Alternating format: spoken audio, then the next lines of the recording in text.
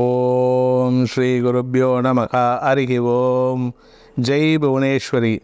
ஓம் அச்சுதானந்த கோவிந்த நாமோச்சாரண பேஷஜாத் நஷ்யந்தி சகலா Rohgah சத்யம் சத்யம் வதாம்யகம். அனைத்து devotee nation நேயர்களுக்கும் உங்கள் வேத ஜோதிடர் பிரகாஷ் நரசிம்மனின் அன்பான வணக்கங்கள். செவ்வாய் பயிற்சி பலன்கள்.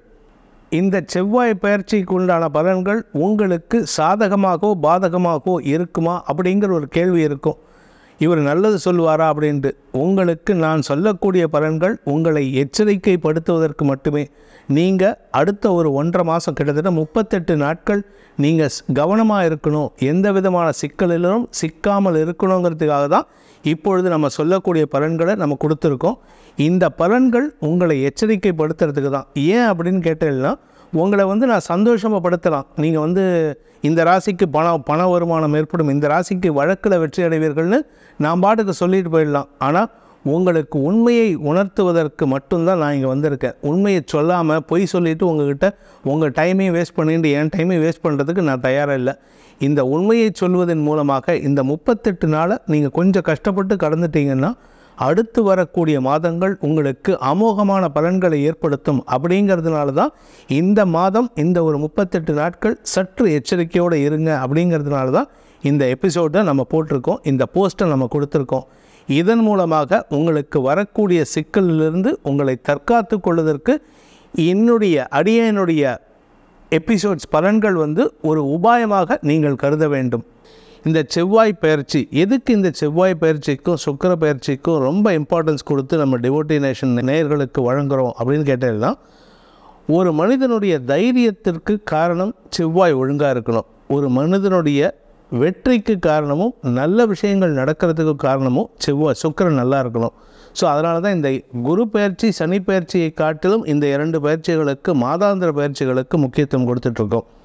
இப்போது செவ்வாய் பயிற்சி நடக்க போகிறது. எப்போ நடக்க போகிறது அப்படின்னு பார்த்தீங்கன்னா, மார்ச் 15ஆம் தேதி 2024 வருடம் மார்ச் 15ஆம் தேதி மாலை 5:35 மகர ராசியில் உச்சஸ்தானத்தில் இருக்கிற செவ்வாய், அதாவது உழைப்பினால் உச்சமடையலாம் அப்படிங்கிறத காமிக்கிறதா. சனியுடைய வீட்டில் மகர ராசியில் செவ்வாய் உச்சமாக இருக்கார். ஸோ அதனால் அந்த உச்சஸ்தானத்தில் இருக்கிற செவ்வாய் மகர ராசியிலிருந்து கும்ப ராசிக்கு பயிற்சி ஆகிறார். என்றைக்கு அப்படின்னு பார்த்தீங்கன்னா, மார்ச் 15ஆம் தேதி சாயந்தரம் 5:35 5:35 PM. இது எத்தனை நாள் இருக்க போகிறாருன்னா, செவ்வாய் ஒரு 40லேருந்து 45 நாள் ட்ராவல் பண்ணக்கூடிய கிரகம்.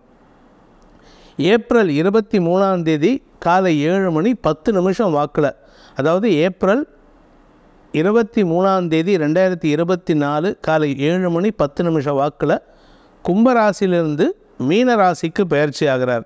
இந்த மீனராசிக்கு போகிறதுக்கு முன்னாடி கும்பராசியில் கிட்டத்தட்ட பார்த்திங்கன்னா அப்ராக்சிமேட்டாக ஒரு 30 + ஒரு 8 நாள் 38 நாள் பக்கத்தில் சஞ்சாரம் பண்ண போகிறாரு. கும்பராசியில் சனி பகவானோடு சேர்ந்து தனக்கு உச்சஸ்தானத்தை கொடுத்த சனி பகவானோடு சேர்றதுனால என்ன பலன் அப்படின்னா, ஆற்றல் வெளிப்படக்கூடிய யோகம் ஏற்படும். ஆற்றல் அப்படின்னு சொன்னால், நீங்கள் பொதுவாக இந்த அணுகுண்டு தயாரிக்கிறது, அணு உலை போன்ற விஷயங்கள்லாம் பார்த்திங்கன்னா, அந்த அணுவை 2ஆக பிளந்தால் அந்த இடத்துலேருந்து வரக்கூடிய ஆற்றலை கண்ட்ரோல்டு இடத்துக்குள்ளார ஒரு ஆய்வகத்துக்குள்ளே பண்ணினா அதை எனர்ஜியாக மாற்றலாம்.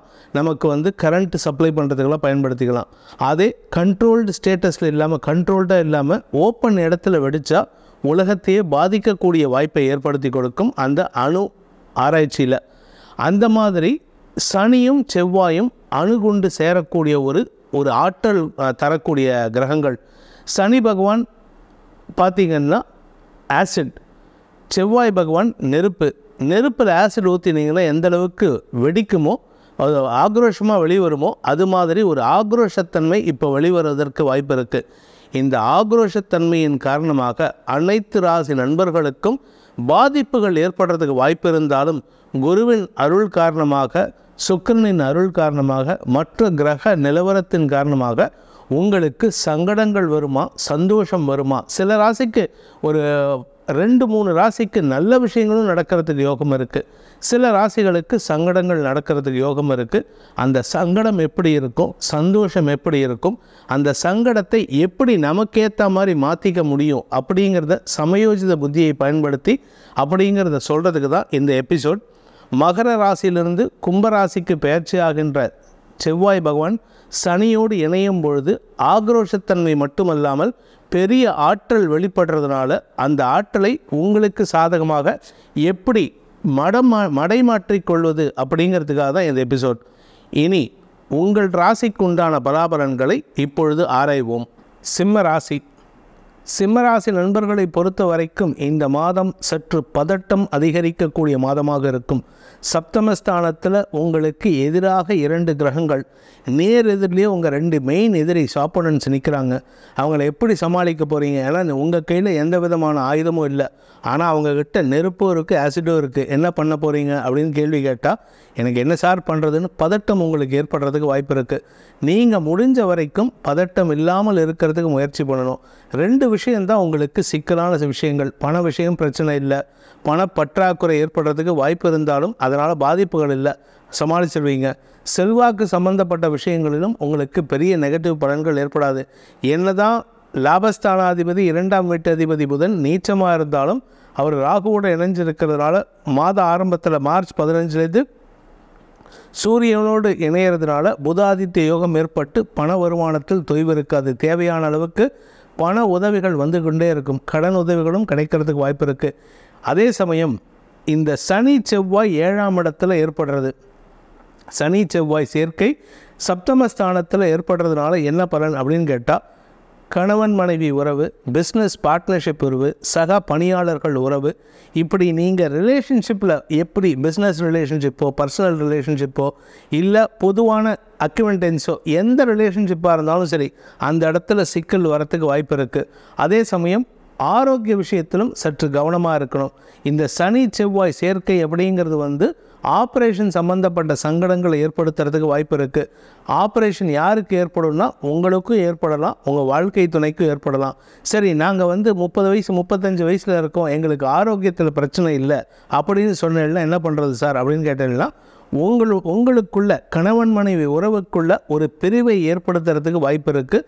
இந்த சனி செவ்வாய் சேர்க்கை உங்களுக்கு முன்கோபத்தையும் உங்கள் வாழ்க்கை துணைக்கும் முன்கோபத்தையும் ஏற்படுத்தி பிரிவுகளை சந்திக்கிறதுக்கு வாய்ப்பு இருக்குது.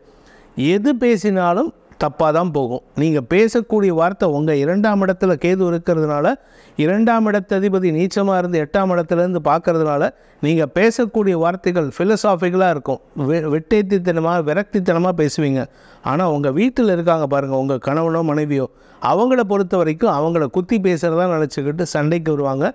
கணவன் மனைவி உறவில் மட்டும் இல்லைங்க, கணவன் குடும்பத்தாருக்கும் உங்கள் குடும்பத்தாருக்கும் பிரிவினைகளை ஏற்படுத்தக்கூடிய மாதமாக இந்த மாதம் இருக்குது. இந்த மாதத்தை பொறுத்த வரைக்கும் சிம்மராசியில் பிறந்தவர்கள் ஆரோக்கிய சங்கடத்தை சந்திக்கிறதுக்கு வாய்ப்பு இருக்குது. மார்ச் 15 ஏப்ரல் 23 வரைக்கும் தலைப்பகுதியில் ஏதாவது பிரச்சனை இருக்குது, இல்லை கழுத்து பகுதியில், இல்லை நரம்பு பகுதியில், இல்லை ரத்தம் சம்பந்தப்பட்ட பிரச்சனைகள் இருக்குன்னா அதற்கு உண்டான மருத்துவ உதவிகளை எடுப்பதற்குண்டான யோகம் ஏற்படும். ஸோ மருத்துவ செலவுகள் ஏற்படுகின்ற மாதமாக இருக்கும். இது உங்களுக்கு மட்டும் இல்லை, உங்கள் வாழ்க்கை துணையின் ஆரோக்கிய விஷயத்திலும் மருத்துவ செலவுகள் ஏற்படுத்தும். சரி, எங்களுக்கு ஏதாவது பிரச்சனை இருக்குமா சார், ஆப்ரேஷன் ஆகிட்டு எங்களுக்கு உயிர் பயம் ஏதாவது இருக்குமானா, பொதுவாக இந்த சனி பொறுத்த வரைக்கும் சனி யாருக்குமே உயிர் எடுக்க மாட்டார். 99% உயிர் எடுக்க மாட்டார். ஆல்மோஸ்ட் 100% சொல்லலாம். 0.001% மட்டும்தான் சனி பாதிப்பு உயிரை எடுக்கும். மற்றபடி உங்களுக்கு கஷ்டத்தை தான் கொடுக்கும். இந்த கஷ்டத்துக்கு உயிர் போனால் கூட பரவாயில்ல சார் அப்படின்னு புலம்பினவங்க எத்தனையோ பேர் நான் பார்த்துருக்கேன். அப்பேற்பட்ட கஷ்டத்தை தரக்கூடிய காலகட்டம். ஆனால் இதுக்கு பரிகாரம் நிவர்த்தி என்ன? ஏன்னா இந்த கஷ்டத்தை சொல்கிறது ஈஸி, அதுக்கு பரிகாரம் சொல்கிறது தான் கஷ்டம். இந்த கஷ்டத்துக்கு என்ன பரிகாரம் அப்படின்னு கேட்டால், நீங்கள் யாருக்காவது உதவி பண்ணுறீங்க, யாருக்காவது வேலை பண்ணுறீங்கன்னா எந்த வித எதிர்பார்ப்பும் இல்லாமல் வேலை பண்ணணும். சப்போஸ் லெட்டஸ் அஸ்யூம் நான் சிம்மராசிக்காரன்னு வச்சுப்போம். நான் ஒரு வேலை பண்ண போகிறேன் அப்படின்னா, ஒருத்தருக்கு ஹெல்ப் பண்ணுறேன் அப்படின்னா, ஒருத்தருக்கு ஒரு வேலையை பண்ணித்தரேன்னு சொன்னால் உங்களுக்கு அதனால் வரக்கூடிய உடல் உபாதைகள் கஷ்டத்தை ஏற்படுத்தும், உறவுகளுக்குள்ள பகையை ஏற்படுத்தும். அதுலேருந்து தப்பிக்கிறது எப்படின்னு பார்த்தீங்கன்னா, இந்த குறிப்பிட்ட நபருக்கு நீங்கள் செய்யக்கூடிய காரியத்துக்கு பைசா வாங்கக்கூடாது. இதுதான் சிம்பிளான பரிகாரம். எதிர்பார்ப்பு இல்லாமல் வேலை செய்ய வேண்டும். ஏதாவது எப்படின்னா, ஒரு ஒரு பெரிய மனிதருக்கு நீங்கள் ஒரு பெரிய கோடீஸ்வரர், லெட் அஸ் அஸ்யூம் இந்தியாவோட பிரதமர் நரேந்திர மோடிக்கு உங்களால் ஒரு காரியம் ஆகணும், நீங்கள் என்ன பண்ணுவீங்க? அவருக்காக தலையை கொடுத்து வேலை பண்ணுவீங்கல்ல. ஏன்னா அவர் நம்மளை மதிச்சார்னா உலகமே அவர் கூட நின்று ஒரு செல்ஃபி எடுத்துட்டாலே போதுமே அப்படின்னு நினச்சி வேலை பண்ணுவோம்ல. அந்த மாதிரி எதிர்பார்ப்பு இல்லாமல், இல்லாட்டி உங்கள் அம்மாவுக்கு வேலை பண்ணுறீங்க, உங்கள் அம்மாவுக்கு ஒரு காரியத்தை பண்ணி கொடுக்குறீங்க, ஏதாவது பணம் எதிர்பார்ப்பீங்களா? எதிர்பார்க்க முடியாது. அப்பேற்பட்ட உதவியை செய்வதன் மூலமாக, பிரதி உபகாரம் இல்லாத உதவியை செய்வதன் மூலமாக இந்த சனி செவ்வாய் சேர்க்கைக்கு பாதிப்புகளை குறைக்கலாம். பாதிப்புகள் இல்லாமல் பண்ண முடியாது. ஆனால் பாதிப்பு குறையிறதுக்கு என்ன பண்ணணும்னா, நீங்கள் அடுத்தவங்களுக்கு உதவி பண்ணணும். அதுவும் குறிப்பாக நீங்கள் எங்கே போய் உதவி பண்ணணும்னா, ஹாஸ்பிட்டலில் போங்க. கவர்மெண்ட் ஹாஸ்பிட்டலில் போயிட்டு அங்கே நிறைய பேர் கஷ்டப்படுறாங்க. அதுவும் குறிப்பாக இந்த ரத்தம் வெளியேறி கஷ்டப்படுறாங்கல்ல, அவங்களுக்கு இரத்த தானம் பண்ணுங்கள். இதெல்லாம் பரிகாரம், சிம்பிளான பரிகாரம். ஆனால் யாரும் பண்ணுறது கிடையாது. இதை பண்ணினீங்கன்னா உங்களுக்கு சனி பாதிப்பு, செவ்வாய் பாதிப்பு, சுக்கிரன் பாதிப்பு இதெல்லாம் அப்படியே அடங்கிடும். இந்த மாதிரி பரிகாரம்லாம் ரொம்ப ரொம்ப ரொம்ப கம்மியாக தான் பண்ணுறாங்க. அவர்களுக்கு எந்த கஷ்டமும் வர்றது கிடையாது. நானே அனுபவத்தில் பார்த்துருக்கேன். அதனால் செவ்வாய் பாதிப்பு இல்லாமல் சனி பாதிப்பில் இல்லாமல் இருக்கணும் அப்படின்னா, சிம்மராசி நண்பர்கள் செய்ய வேண்டிய பரிகாரம் என்னென்னா, இரத்த தானம் செய்வது அல்லது உடல் ஊனமுற்றத்தினால் கஷ்டப்படுகின்ற நபர்களுக்கு உதவிகள் செய்வது. அந்த இடத்துல அவ விஷயங்கள் படக்கூடாது. அதாவது அந்த அசிங்கத்தை பார்க்கக்கூடாது. அவர்களுக்கு போயிட்டு உடம்பை க்ளீன் பண்ணி விடணும். இதெல்லாம் பண்ணினா உங்களுக்கு நன்மைகள் ஏற்படும். வெளியில் போய் பண்ண வேண்டாங்க. வீட்டில் இருக்கிற வயசானவாளுக்கு பண்ணினாலும், உங்கள் தாத்தா பாட்டிக்கு பண்ணினாலும் அதுவே ஒரு பரிகாரம். ஸோ இந்த மாதம் இந்த செவ்வாய் சனி சேர்க்கையினால் ஏற்படுகின்ற அபவாத சொல்லிலிருந்தும், மனக்குழப்பத்திலிருந்தும், தேவையற்ற சண்டை சச்சரவுகள் வழக்குகளிலிருந்தும் சிம்மராசி நண்பர்கள் தப்பிப்பதற்குண்டான ஒரே உபாயம், அடுத்தவர்களுக்கு பிரதியுபகாரம் பார்க்காமல் மருத்துவ ரீதியான உதவுகளையும் உடல் ரீதியான உதவிகளையும் செய்வதன் மூலமாக நன்மைகள் ஏற்படுறதுக்கு அந்த பரந்தாமன் உங்களுக்கு துணையாக இருப்பார். இப்பொழுது நாம் சொன்ன பலன்கள் அனைத்தும் பொதுவான பலன்கள் மட்டுமே. உங்களுடைய தனிப்பட்ட ஜாதகத்திற்குண்டான பலன்களை அறிய விருப்பம் உள்ளவர்கள் உங்களுடைய பெயர், தந்தை பெயர், நீங்கள் பிறந்த தேதி, பிறந்த நேரம், பிறந்த ஊர், இப்பொழுது இருக்கும் ஊர் ஆகிய விவரங்களை கீழே கொடுக்கப்பட்டுள்ள வாட்ஸ்அப் எண் மூலமாக அனுப்பி வைத்தால் உங்களுடைய தனிப்பட்ட ஜாதகத்திற்குண்டான பலன்களை அறிந்து கொள்ளலாம். இந்த செவ்வாய் பயிற்சி மட்டுமல்லாமல் அனைத்து விதமான பயிற்சிகளும், வரக்கூடிய பயிற்சிகள் அனைத்திலும் உங்களுக்கு நன்மைகள் ஏற்பட வேண்டும் எனும் அடியேனின் பிரார்த்தனையை சமர்ப்பித்து உங்கள் அனைவருக்கும் நல்வாழ்த்துக்களை தெரிவித்துக் கொண்டு உங்களிடமிருந்து விடைபெறுவது உங்கள் வேத ஜோதிடர் பிரகாஷ் நரசிம்மனின் அன்பான வணக்கங்களுடன். நன்றி, வணக்கம்.